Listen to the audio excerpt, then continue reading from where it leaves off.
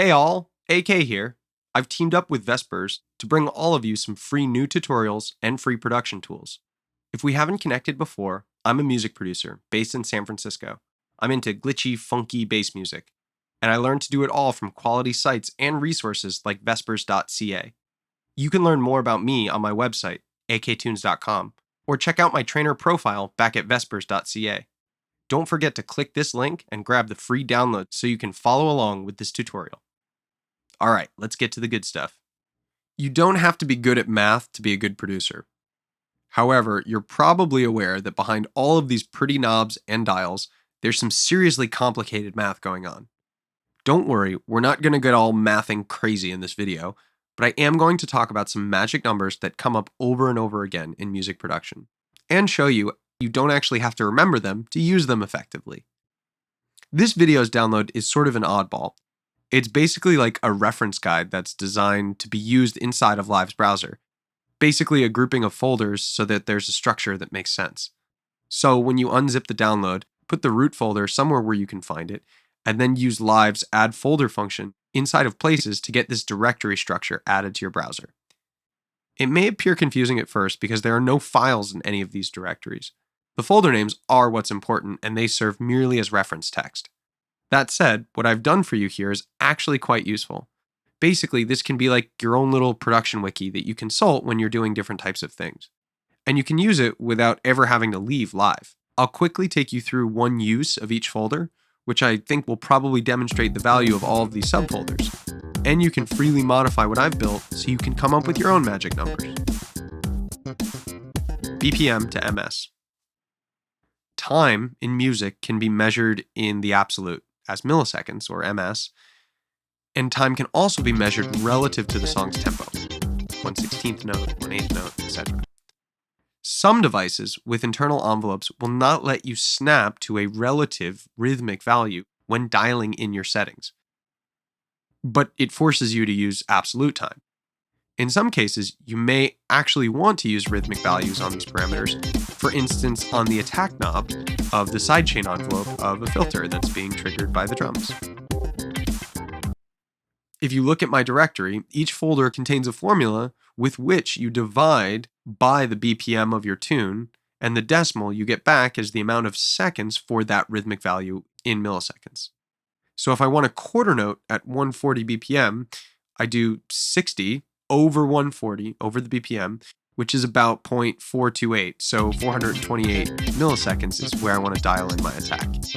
Because we are rounding, it's not perfectly precise, but more often, for me, this is just the range I'll start in, as I find that dialing envelopes slightly off of perfect rhythmic time often creates a bit more nuance. Use the same procedure for any formula or time in the list, and add your own if you're so inclined. Genre, BPM.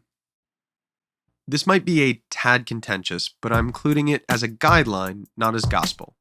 In this folder, you'll find a list of BPMs by genre.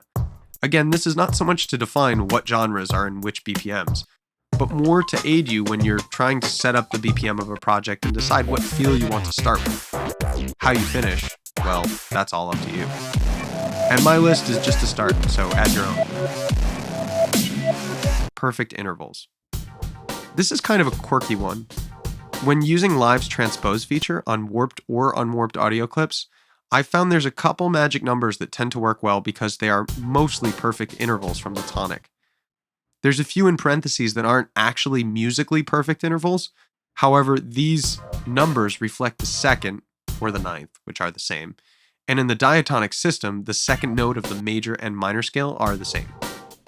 Anyway, when doing transposition like this, it may be helpful for you to bring up this chart rather than randomly trying values, or worse, going up by one semitone and hitting play every time.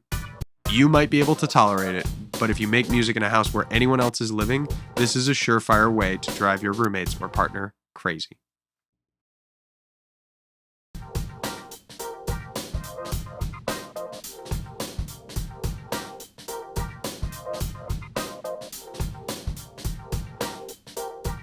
Keys. While these aren't exactly numbers, I chose to include them anyway because I think it's useful to have. Using this tool is extremely straightforward, even if you don't have a music theory background. Choose your key, major or minor, Note that I've only included a couple of keys here, but these are the ones I primarily write in. And just leave the folder open when you're writing, so you have a constant visual reminder of the notes that are in key with your song. I've also included the relative major or minor to the scale you're looking at in case you want to do an easy key change, or think about your melody from a different perspective. It's a very simple idea, but I find that it's pretty effective for keeping my sound musically consistent and teaching me the notes.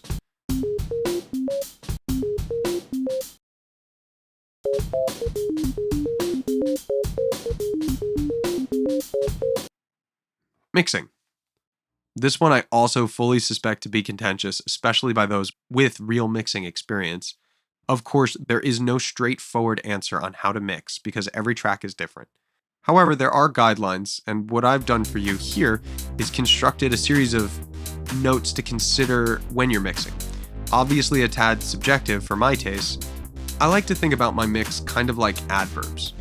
In other words, the mix helps describe and qualify how the music is doing what it is.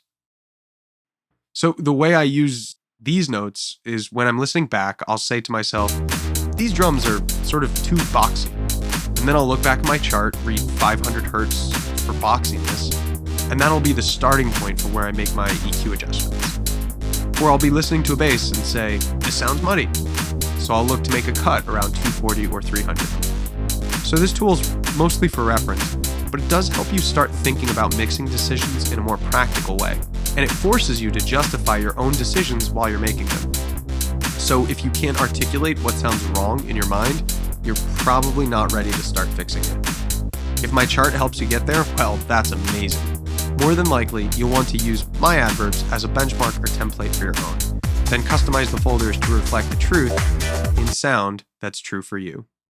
If, in fact, music is fundamental to the universe, and we're all vibrating at a slightly different frequency, then maybe, just maybe, through deep investigation, you'll be able to discover your own magic frequency. However, I honestly think, whether you're aware of it or not, it is the journey of all producers to find sounds that make you feel the most. That's all for this video. If this was useful to you guys, do us the favor of liking this video so we can bring you more. Also, make sure you click this link to grab a free download of all the files we built in this tutorial. Vespers.ca has a huge library of production courses and free tools. Synth patches, samples, templates, racks, productivity tools, interviews with world-class producers. It's an amazing resource for you to level up your production skills and find your chops with legit quality resources. So come and join us back at the site, and stay tuned for more freebies.